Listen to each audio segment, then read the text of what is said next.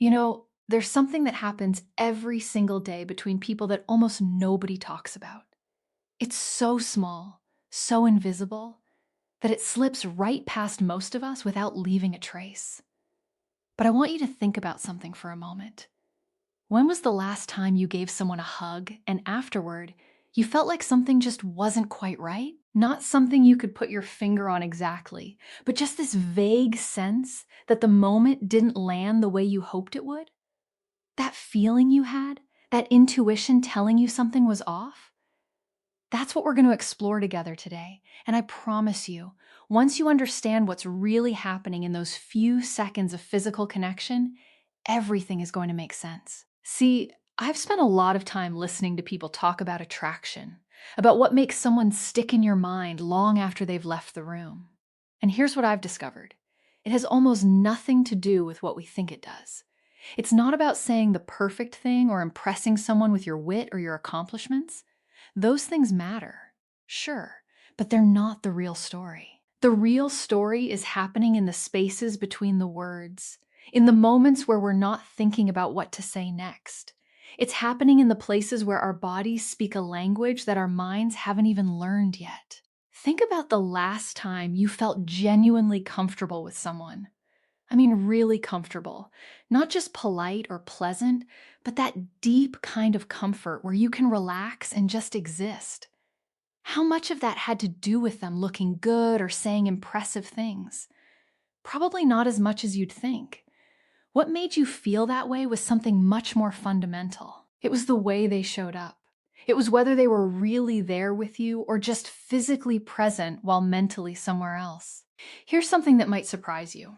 Our bodies are communicating constantly, and they're often telling a much more honest story than our words ever could.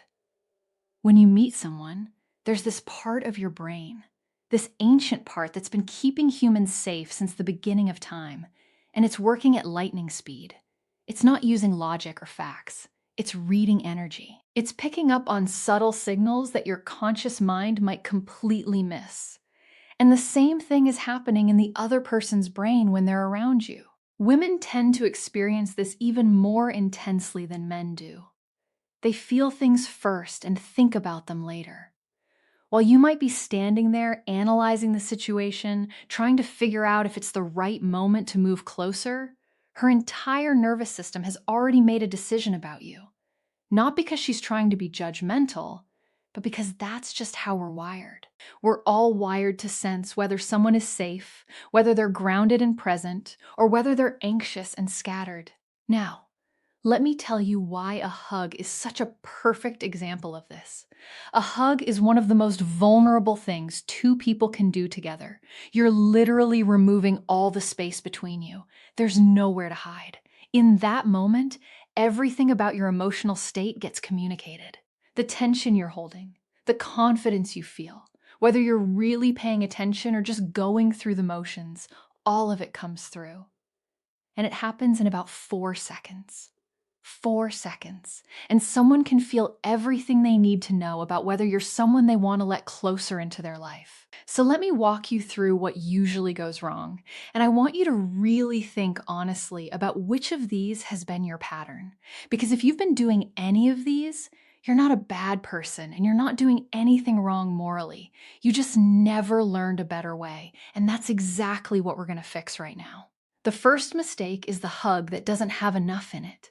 You've probably seen this 1,000 times. A man reaches out to hug a woman, but his arms barely make contact. His body stays far away, like there's an invisible barrier he's afraid to cross. It's just a polite little embrace, maybe just one arm, and it ends before anything real can happen. From the outside, it might look respectful and careful. But from the inside, what she's feeling is hesitation. She's feeling uncertainty. Her body is picking up on the signal that you're not sure of yourself, that you're holding back, that you're not fully present in the moment. Think about what that does to attraction. Attraction needs something solid to grab onto. It needs to feel safe, but it also needs to feel real and intentional. When a man hugs like he's afraid to touch, it sends the exact opposite message. It tells her that he doesn't trust himself, and if he doesn't trust himself, how can she trust him? It's not that she feels rejected or upset. It's more subtle than that. It's a quiet sense of uncertainty that settles in. An attraction can't grow in uncertainty. It needs solid ground to build on. Now, on the other side of the spectrum, we have the aggressive hug.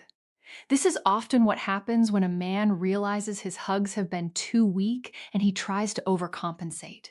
He squeezes too hard. He holds on too long. His hands move in ways that don't match what's actually happening in that moment. Instead of feeling like a connection, it feels like too much. It feels overwhelming and uncomfortable. And here's the thing that's really important. Intensity is not the same as presence. Being intense and being grounded are actually almost opposite things. When a hug feels too strong or goes on too long, her nervous system doesn't read that as confidence. It reads it as a lack of control. It tells her that this man isn't paying attention to how she's feeling, that he might not respect her boundaries in other areas either. Once that alarm goes off in someone's system, it's very hard to turn it back off. Even if she keeps smiling and being polite, something inside her has shifted. The openness has started to close. That special spark that could have happened, it gets snuffed out before it even has a chance to start. But there's another mistake that's even more subtle than these two, and most people never even notice it happening. I call it the empty hug, or the hug where nobody's actually home. This is when you're physically present, but your mind is somewhere completely different. You're thinking about what you're going to say next. You're looking around the room to see who's watching. You're feeling tense about something else entirely. Maybe you're just trying to get the hug over with so you can move on to the next thing. You let go quickly, like you're escaping. And she feels all of that. The reason this is so damaging is because being present is one of the most attractive things a person can be. In a world where everyone's distracted and scattered and half listening, someone who is fully there, who brings their whole attention to a moment, stands out like a light in the darkness. But when you're physically touching someone while your mind is miles away, what you're communicating is that they're not important enough for you to give your full attention to, not even for a few seconds. That feeling lingers long after the hug is over. It creates a distance that talking can't fix because it happened in the realm of feeling, not the realm of words. So now you're probably wondering what the actual answer is. How do you create a hug that makes someone feel something real? How do you create a moment that stays with someone? This is where everything shifts. This is where you get to learn what actually works. The key is what I call being grounded and present. And before you think this has anything to do with being a tough guy or trying to dominate, let me be really clear. It doesn't. This is about being steady, being aware, and being completely right there in that moment. And it actually starts before you even reach out to touch her.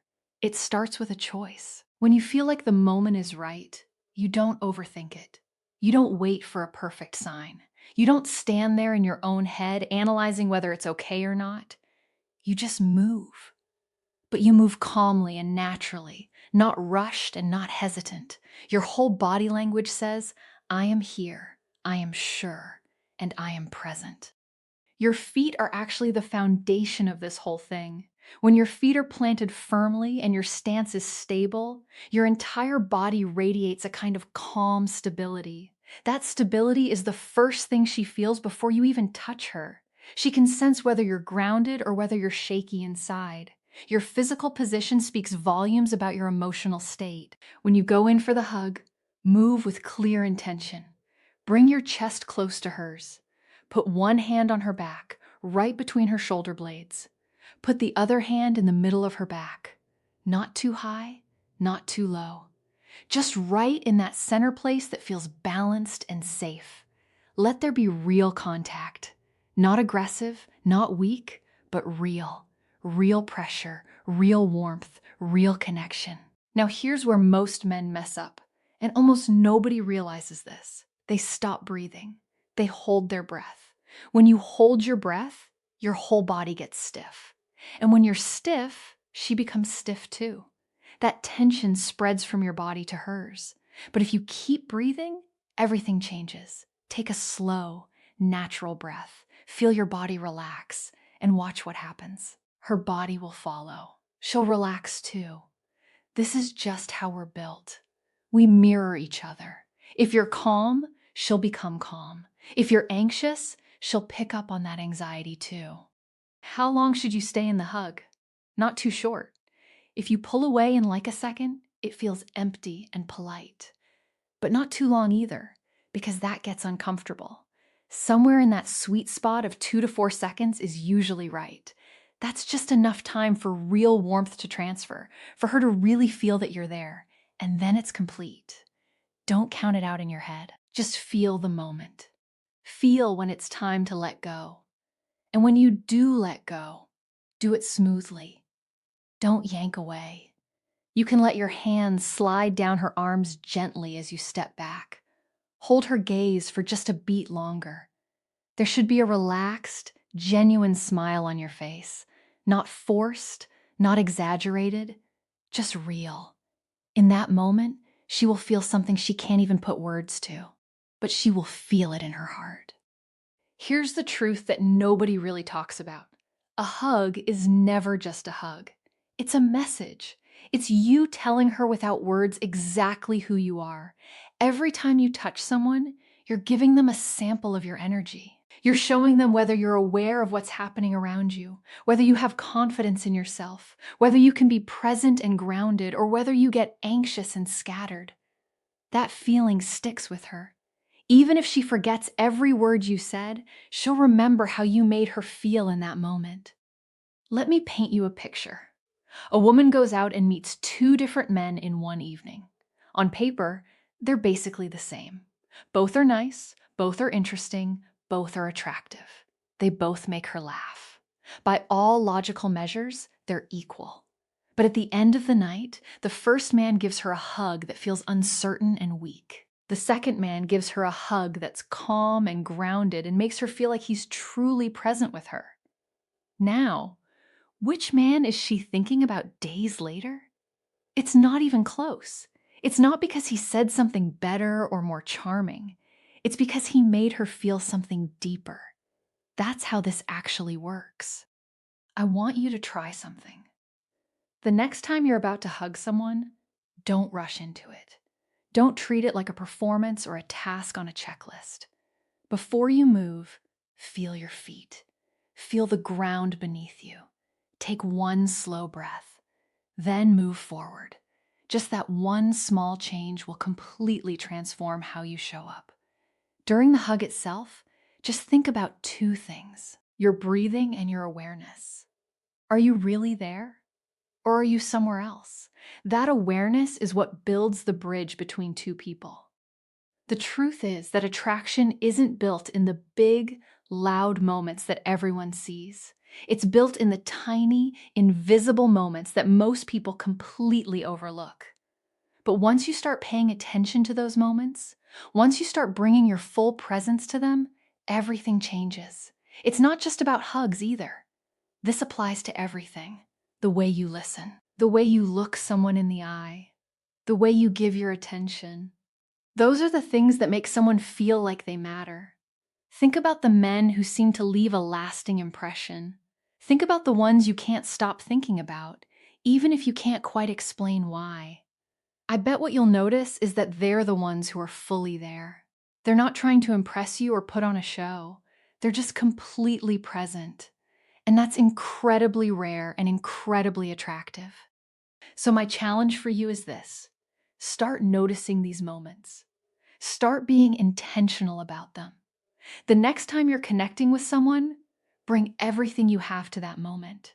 Be grounded, be present, breathe, and see what happens. I think you'll be surprised at how much of a difference it makes.